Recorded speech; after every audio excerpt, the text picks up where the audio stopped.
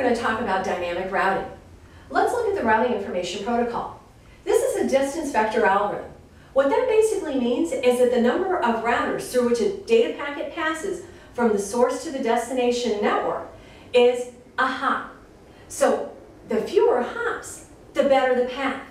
Now you can have a maximum of 15 hops. That means you can only have 15 routers. There are two different versions of RIP. There's RIP version 1 and RIP version 2. RIP version 1 has no support for VLSM, variable length subnet maps. That means that you can only use classful addressing. You can't use subnets, you can't use classless addressing. There's also no passwords, so that means there's no authentication of the routers. So someone can actually create a router and pass erroneous information to your router. RIP version 2 is an improvement that does support variable length subnet maps and the ability to use passwords.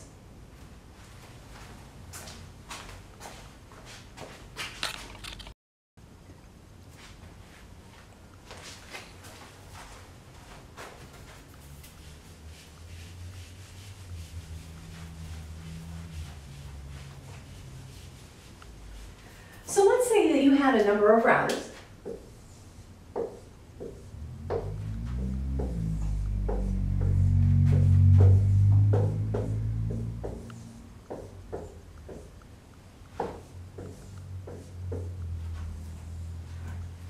And you had this is your source network, and this is your destination network. In this case, it would be less expensive to go through this single router than to go through these two routers in order to reach this destination network. Now, one thing with RIP is that if you have a topology that looks like this, where you've got multiple paths between a source and destination network, you can have routing loops. What this means is the data packet's going to continually travel around this network. Now, in order to stop routing loops, you have to enable one of two things, or actually it's better to enable both. Split horizon and poison reverse.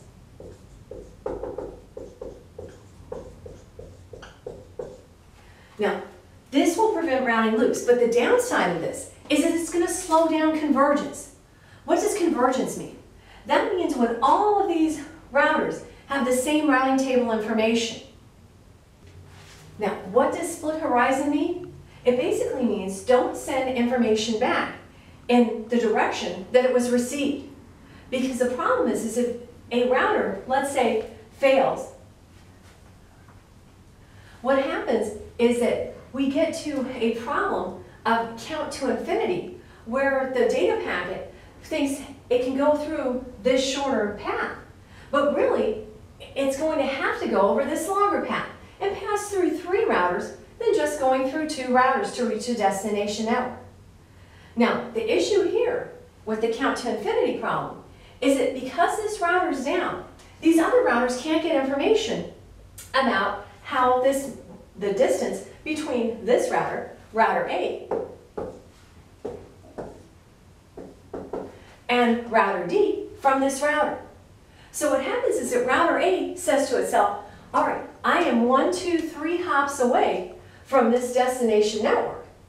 But then router D says, hey, I am 1 hop away from this network, or 2 hops away from this network over here. Now the problem is because this router is no longer available, it's going to say to itself, D is going to say, well, wait a minute, I know I'm 3 hops away from this network. This router is 1 hop away. So then all of a sudden it thinks that it's 4 hops away from the destination network. Now this keeps counting up until it gets to 16. What 16 basically means is that the network's not reachable anymore. And that's what it means by count to infinity. It's not really going to infinity, it's only going to 16, but at the 16th router, the data packets are dropped.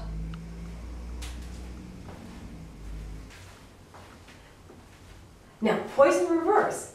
This basically says, in this case, if this router A notices that this gateway is down, it's going to say don't send those data packets on that route. And it's going to tell all of these other routers that this particular router is not reachable.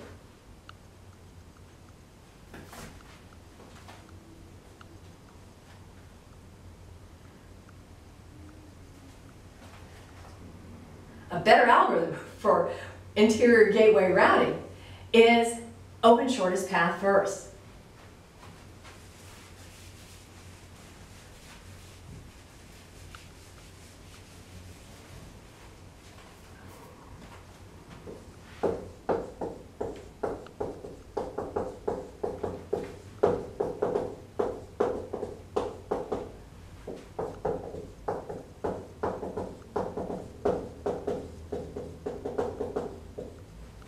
Open shortest path first is a linked state algorithm. This basically means that the speed of the network connections is what's used to determine the best path. So a path that is on a faster network is going to have less cost.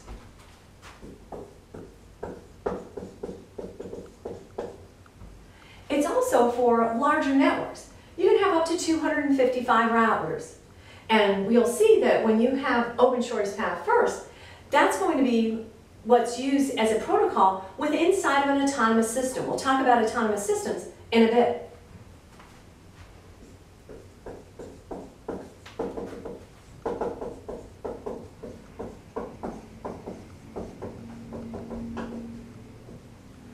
Open shortest path first uses Dijkstra's algorithm.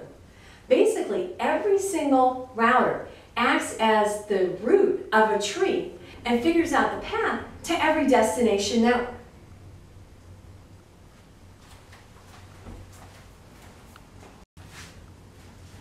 So the cost is going to be 100 million, divided by the speed in bits per second.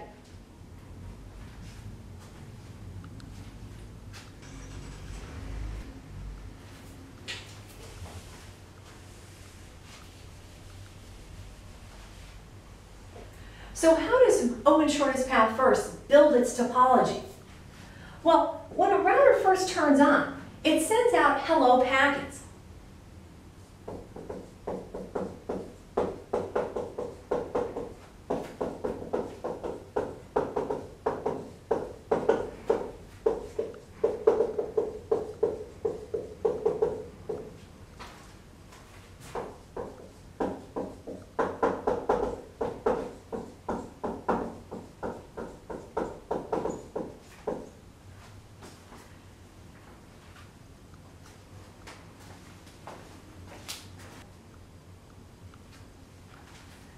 These have the outgoing interface,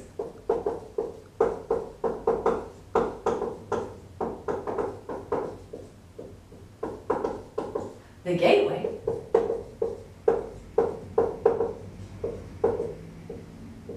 and link state information.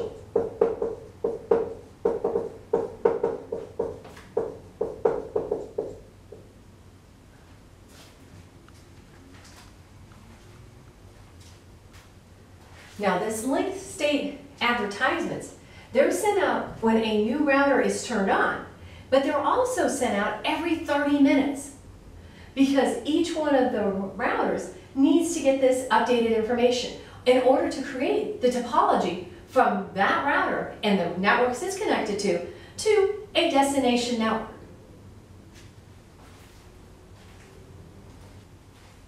So let's look at the whole process.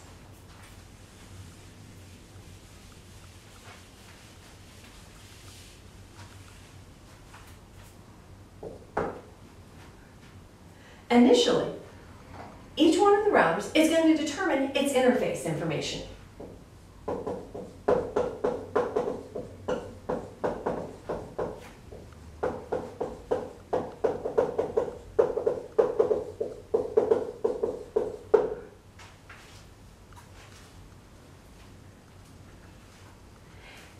It determines the next hop.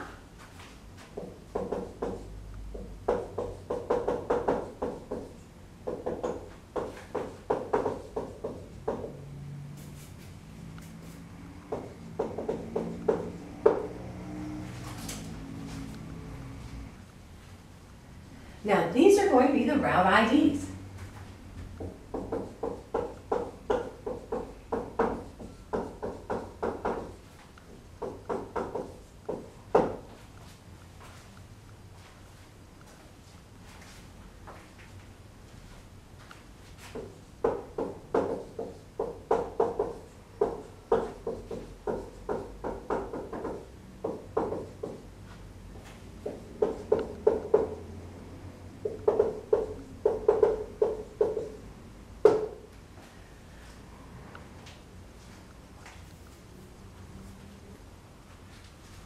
The IP address of the nodes are then put in the routing table.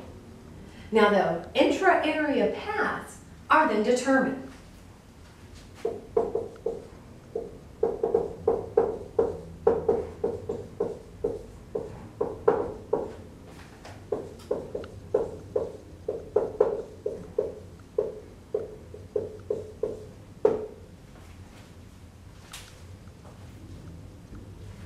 Destinations in other areas are then determined.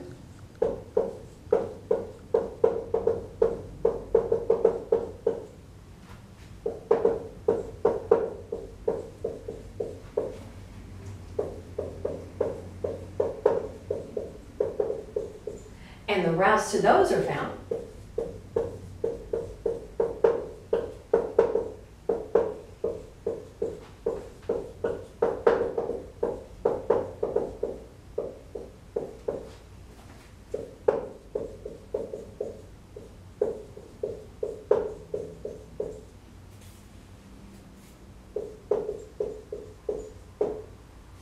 And finally, the destinations that are beyond or outside of this network that are in other autonomous systems are found.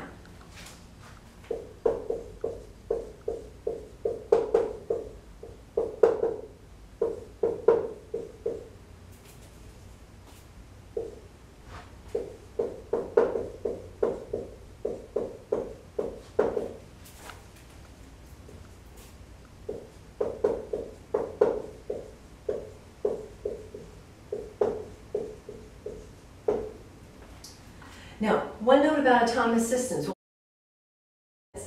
Autonomous systems are basically parts of the internet that are controlled by different types of organizations.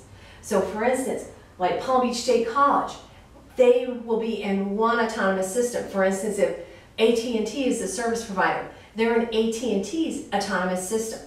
If there are other companies like Nippon Telephone and Telegraph or Level 3, they each have their own sets of autonomous systems, which each one of the companies has their interior gateway routing protocols implemented within.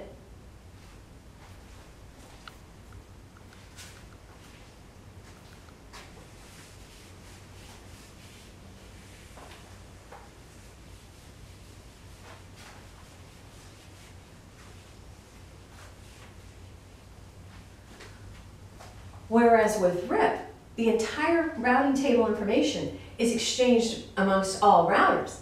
With Open Shortest Path First, there are different areas where routing information is exchanged. So you don't have as much exchange of information, and that makes this a very scalable type of network.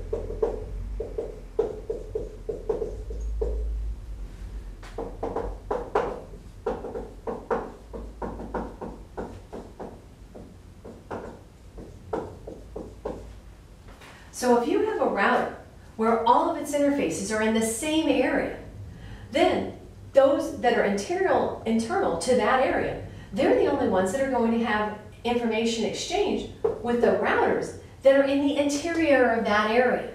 So if there's routing table information, or if there's routing information that's within just that particular area, that doesn't have to be exchanged with other areas. So they only know about the routes in their own area. Now, there are other types of routers. There are area border routers.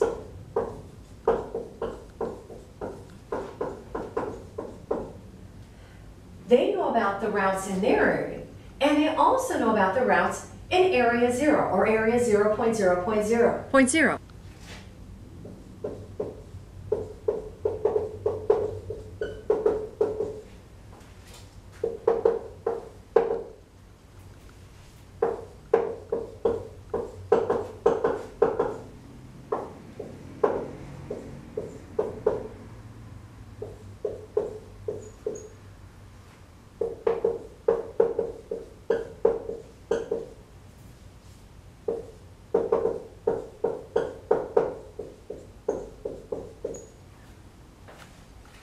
Now, every single area is either connected physically or logically to area 0. Now, with these area border routers, they again do not just have information about the routes that they're in just one area. They know the routes in both areas, the area 0 and another area. Now, area 0 is referred to as the backbone area. And there's actually route summation.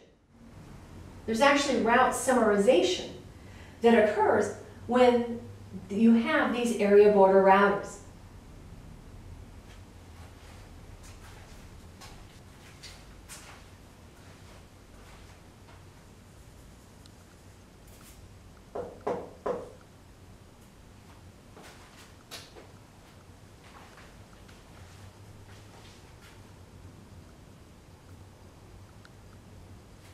Now there's a third type of router. That's the autonomous system routers.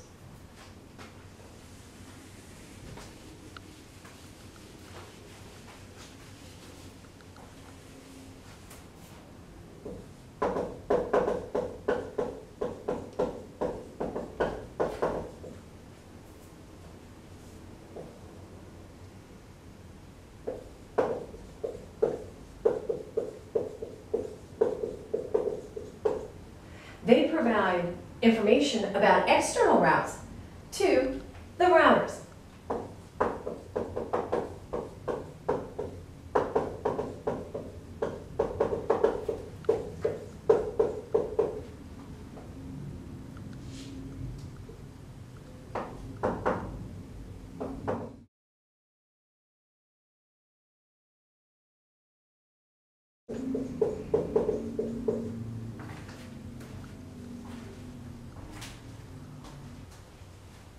So let's look at the topology.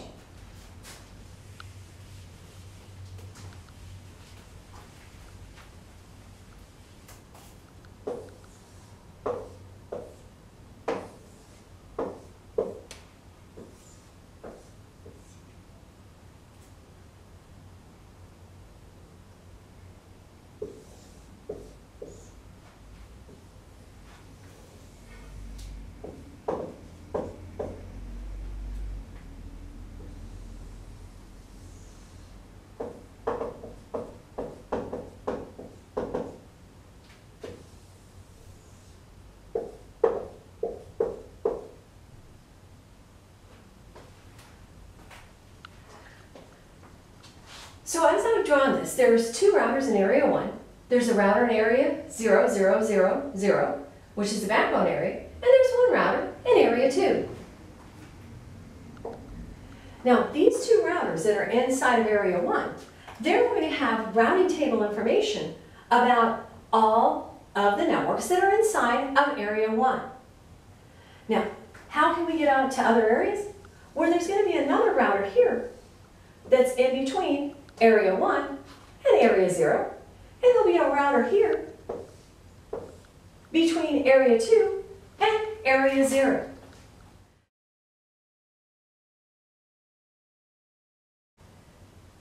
Again, these are the area border routers, which have information about the two networks, or the two areas that they're connected to. Area 1 and Area 0 in the case of this router, and Area 2 and Area 0 in the case of this router. Now, to get onto another autonomous system, you're going to have an autonomous system border, router, that's going to be connected up outside of this autonomous system. Now, there are several advantages to having this hierarchical structure. If we add a new router in to, let's say, Area 1, or we add a new router in to Area 2, or we have additional routers in the backbone area, that is not going to impact the information that's exchanged between these different networks. It's going to scale very well. You have faster convergence with this link state algorithm than you do with the distance vector algorithm, such as RIP. And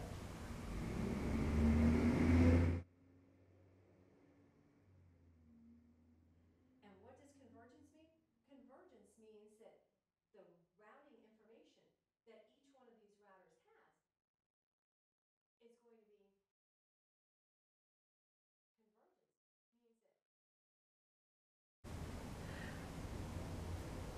What does convergence mean?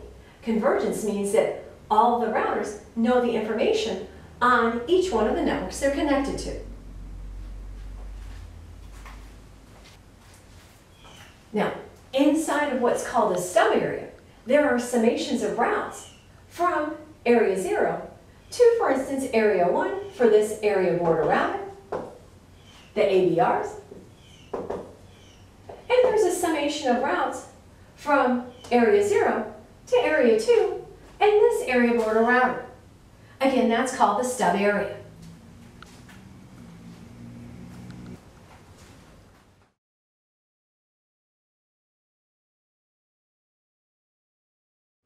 This will be sent out as a link state advertisement for the area 0.0.0, even if there's not a default gateway defined.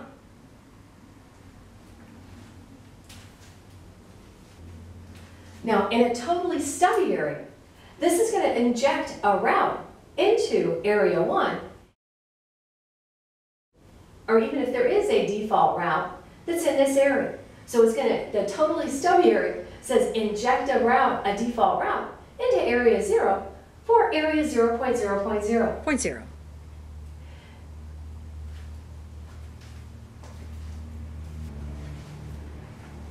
Now, in the not so stubby area of the area border router, you're going to get limited injection of external routes from this autonomous system.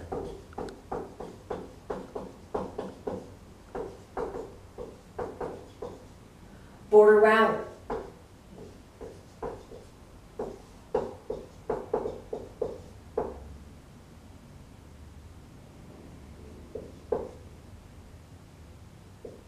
And again, this whole system, all of these routes would be, let's say, an autonomous system, 4143.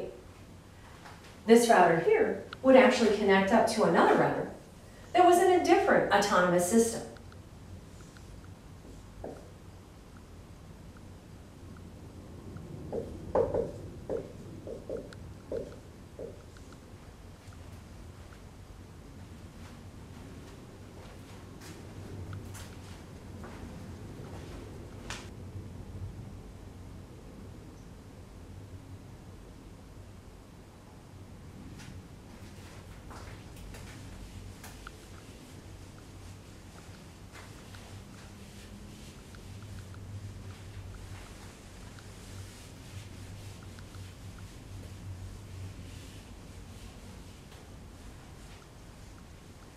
Now, another algorithm that is also a linked state algorithm that's similar to open shortest path first is intermediate system to intermediate system, IS-IS. It also has 255 routers as a maximum, and it is an interior gateway routing protocol.